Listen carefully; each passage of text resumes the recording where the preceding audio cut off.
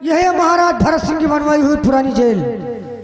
अभी तक हमारी ड्यूटी नैनी में थी, अब वहाँ से हम यहाँ सूरतगढ़ आए हैं। अब यहाँ पर हम फाइल को देख रहे हैं कि न जो कैदी बंद है न इससे कोई मिलने आता है न कोई इससे कुछ बात करता है। अब इनको हम बाहर निकालेंगे, इनसे दो चार बात करेंगे।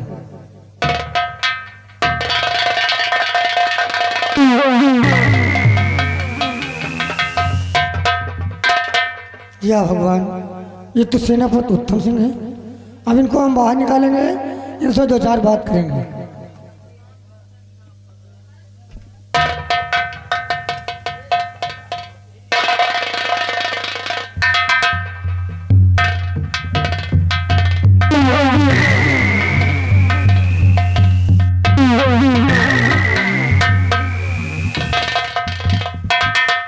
साहब, आप किस कारण से इस जेल के सलाखों में पड़े हुए हो हुजूर?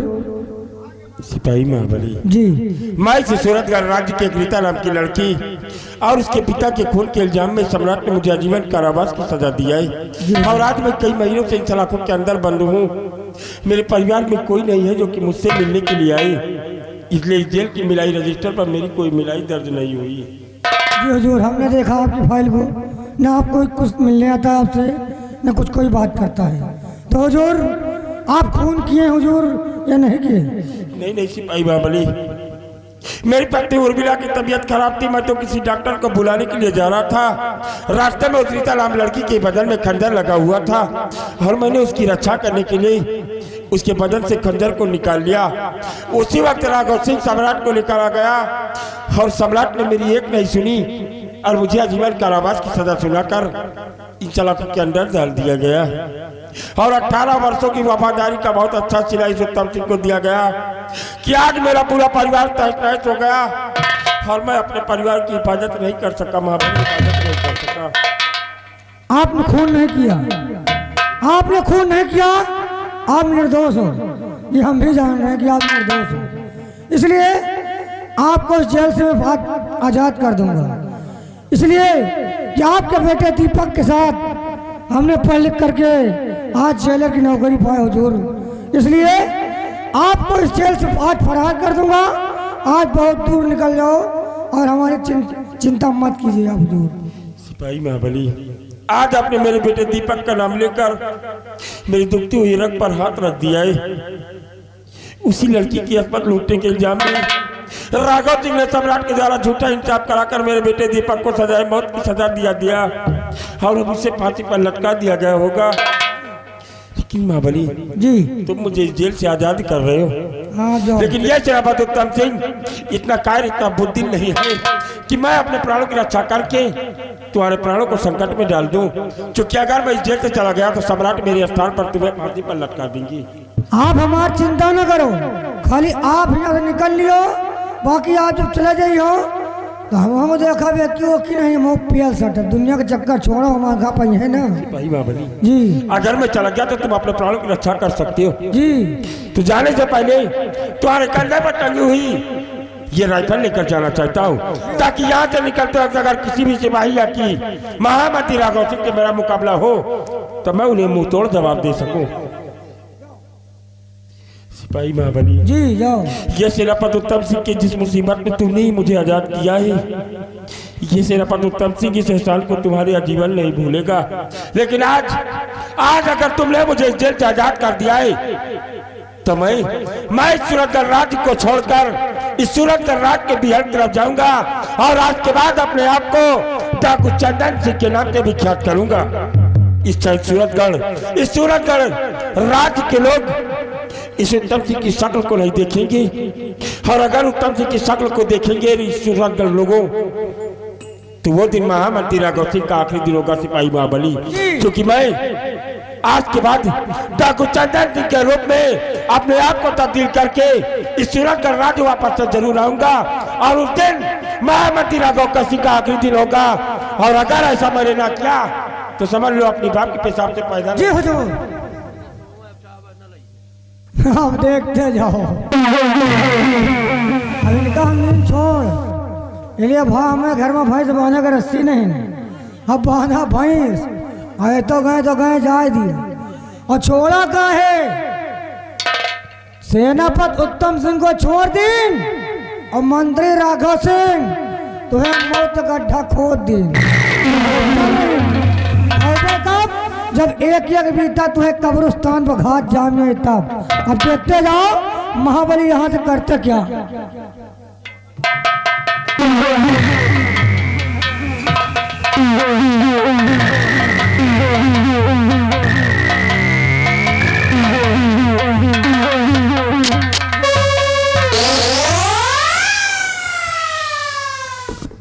या मेरे भगवान, मेरे बड़े बेटे दीपक की फांसी हो गई। मेरा बेटा दीपक अब इस दुनिया में नहीं था और मेरे पति को महाराज मंत्री ने 20 साल की सजा करवा दी। जब मैं मिलने जाती हूँ तो मुझे मिलने नहीं दिया जाता, बल्कि मंत्री राघव सिंह मुझे धक्के मार के बाहर कर देता है। और जो दूसरा बेटा मेरी कोख से जन्म लिया, मेरा बेटा प्रदीप आज 18 वर्ष का हो चुका है। आज मेरा बेटा प्रदीप आएगा तो मैं उससे कुछ बात बताऊंगी। मैं अपने बेटे प्रदीप का इंतजार करती हूँ।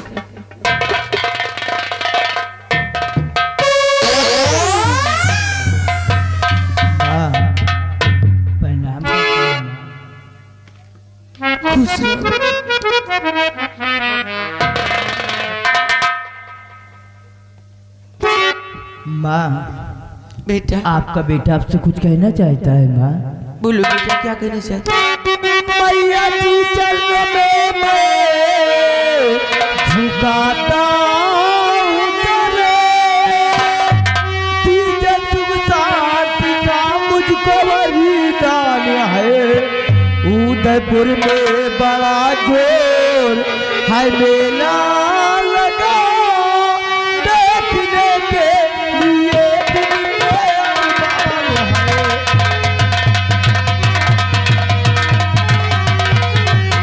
उदयपुर में बड़ा जोर है मेला लगा, देखने के लिए दिल में अरमान है।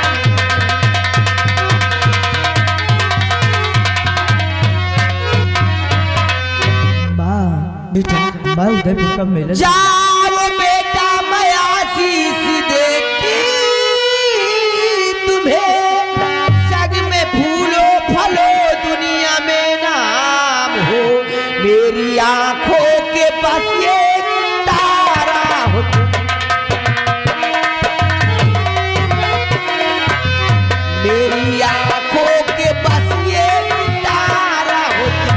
जल्द मेले से आना तू बेटा, चले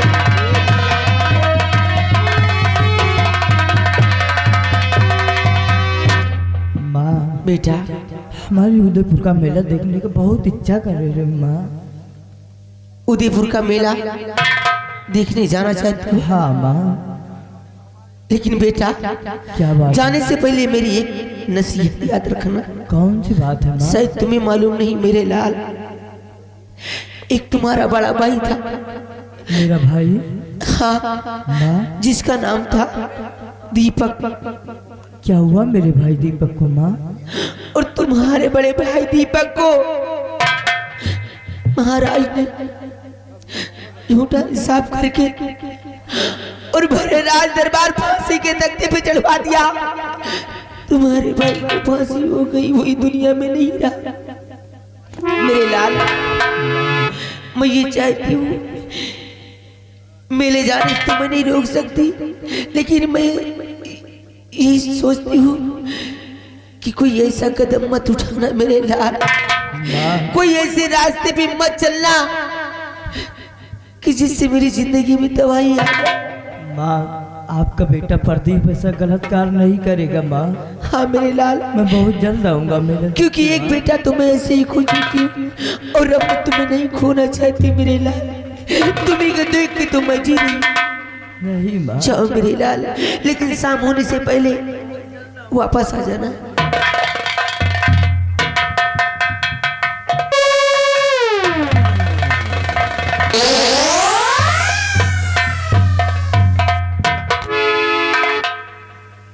राघव सिंह, तुमने तो मेरे एक बेटे को छाल चल के मरवा दिया, लेकिन ये मेरा छोटा बेटा प्रदीप आज मेरे जीने का सहारा हुआ और इसी को देख के मैं जी रही हूँ। अब चलती हूँ और बेटे के आने का इंतजार करती हूँ।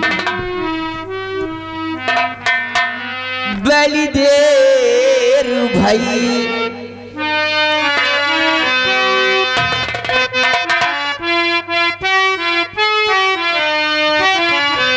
बड़ी देर भाई कब लोगे खबरी मोरे रामा।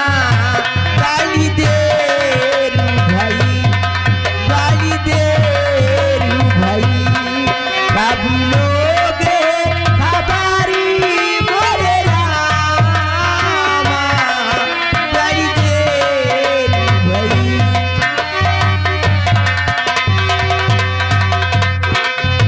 चलते चलते मेरे पग हारे, चलते चलते मेरे पग हारे। सुबह हो गई शाम रे, बड़ी देर भाई बड़ी देर भाई कब लोगे हमारी मोरे रामा। बड़ी देर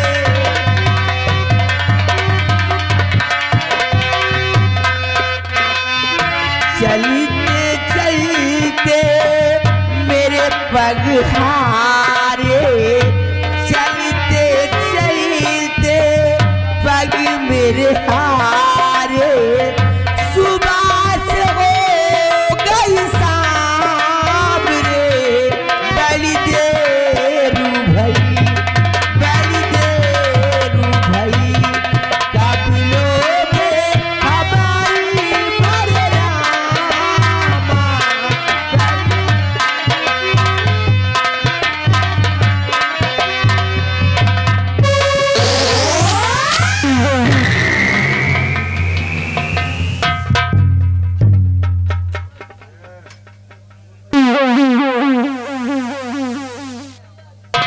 शान दोस्तों, ये हवेली और ये बंगला और ये रियासत जो आप लोग देख रहे हैं, ये किसी और की नहीं, यहाँ के जमींदार हमारे मंत्री राघव सिंह की है। इस समय हमारे नंबरदार रियासत घूमने गए हैं और इसी बंगले पर बैठकर अपने बाबू साहब के आने का इंतजार करते हैं।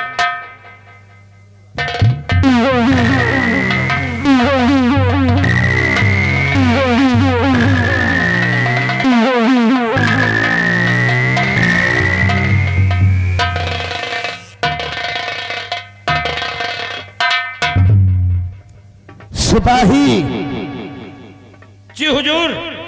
बोल, सब कुशल मंगल तो है ना?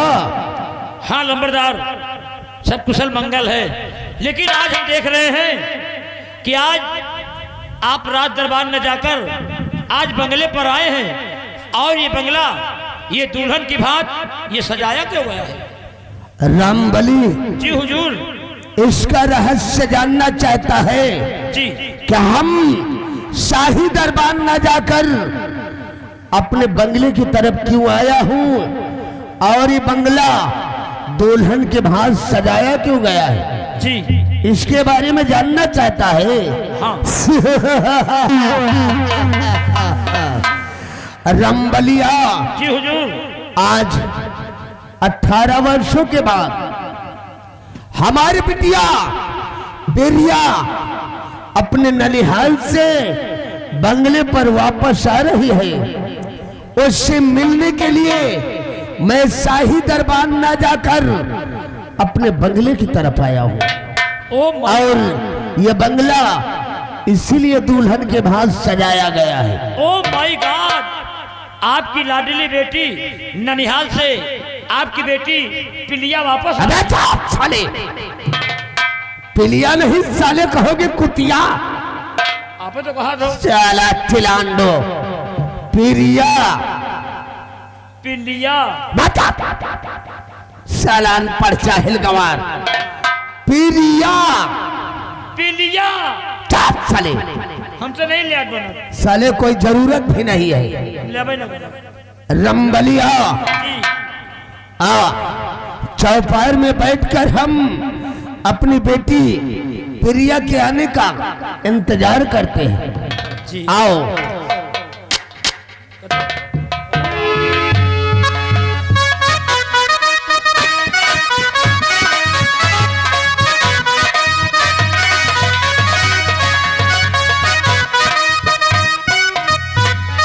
Good morning baby. अबे साले, साला चिलांडो, हमारी बिटिया प्रिया ने मुझसे बोला गुड मॉर्निंग डैडी, तेरा सर कहता है गुड मॉर्निंग। क्या बोला रे? उतारू सारे पढ़ैया, ये हमारी बिटिया प्रिया है। चले। अरे हे गुड़िया, कहिए बेबी। बोल, ननिहाल से बंगले तक आने का तेरा सफर कैसा था पुत्री? डैडी मेरा सफर तो ठीक था डैडी, लेकिन आप कैसे हो? बेटी प्रिया, हाँ डैडी। मैं तो बिल्कुल ठीक हूँ। तुम्हारे वापस आने की राह बड़ी बेसब्री से जो रहा था बेटी। जब तक तेरा दीदार में नहीं करता मेरे को चैन नहीं पड़ता पुत्री, क्योंकि इस रियासत सूरतगढ़ में मेरे जीवन में तेरे सिवा और मेरा कोई नहीं है बेटी, कोई नहीं है। लेकिन डैडी ये आपकी बेटी प्रिया आपसे कुछ कहनी आई है दीदी। अरे हाँ, हमारे गुड़िया इस वक्त हमरा से कुछ कहना चाहती है। क्यों नहीं दीदी? बोल बेटी, दिल खोल कर बोल, आखिर इस वक्त तू हमरा से क्या कहना चाहती है? क्यों बोल नहीं बेटी दीदी? बोल। हर पिता गुजारिश आपसे कर लाडलिया, हर उदयपुर का मेला लगा देखन जाऊंगा।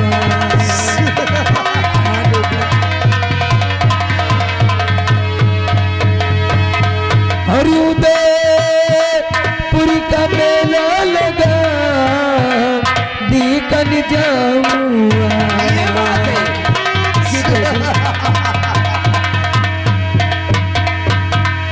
हाँ डैडी। बेटी प्रिया, आज मैं उदयपुर का मेला देखना यानी चाहती कि हूँ। तेरी दिली इच्छा है हाँ तो डैडी। उदयपुर का मेला देखने जाना चाहती है? क्यों नहीं डैडी? अरे हे गुड़िया, कहिए डैडी। अरे मेरे पास तो आ। रंबलिया देख, ये है हमार बिटिया प्रिया, हमारी गुड़िया के संस्कार देख कितनी नीक है।